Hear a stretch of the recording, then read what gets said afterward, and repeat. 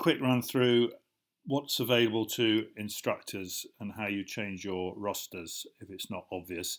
So I've set up this account, the dummy instructor account, should be exactly the same for all of you.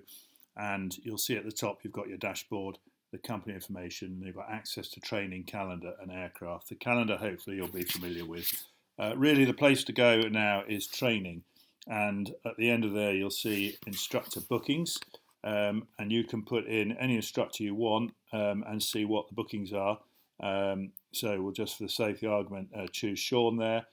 All students, all aircraft, put your date range in, maybe say to the end of January, and all status, that'd be provisional, booked, whatever, but all status run. And first of all, there's a list of bookings, which is quite useful for you.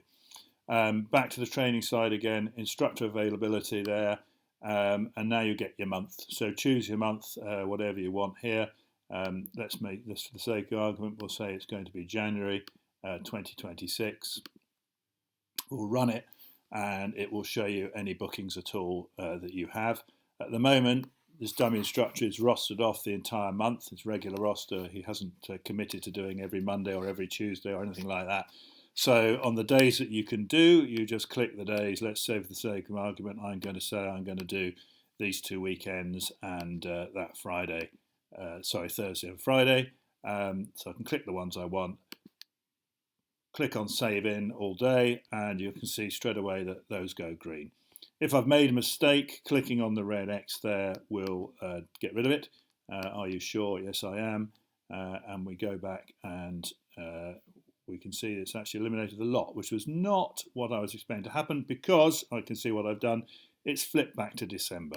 So not quite sure why it does that, but let's just go to January, run it again. There we go. And we have those 2 weekends, but I deleted the Thursday, so it's just the Friday.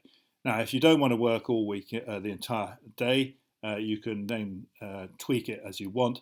So we can say, well, on the 3rd and the 10th, I play football on a Saturday morning, whatever it is, so I don't want to be in between 7 o'clock and midday. So you can make that amendment, and now for those days that you ticked, you've got the not available 7 till midday, 7 till midday. Same as before, if you want to delete those, if they've made an error, the simplest way is to click on that red X. If it gets complicated, which it does sometimes, and you get yourself in a muddle, I just delete the lot. Take out all those X's within any given day and start again from, as it were, the blank position of being a roster off. So that's the really easy way of dealing with that. What else is available on the training side of things? We've got the student records, haven't done that yet, so they'll be coming in due course, and details of student exams, and we can set up other stuff like that. So really at the moment it's instructor availability, instructor bookings are what's going to be useful to you. Again, coming in shortly on the aircraft side, we can look at aircraft defects, and perhaps more importantly, as soon as we get these data loggers in, the next check on any aircraft. So we're getting these dates slowly put in now. Bit by bit, I'll get those all populated. But you can see this should be accurate at the moment. 8 hours 54 left on Alpha Alpha before its next check is due. So that's quite useful from that point of view. And you can look at specific defects for any particular aircraft. Again, this is not live at the moment, but it's just there. Company causes confusion. Member ratings report, not interested in that. That's basically who's running out of what, expiry-wise. Company documents, there aren't any yet, but that would be things like training manual and maybe weight and balance, things like that can all go on there and will be accessible.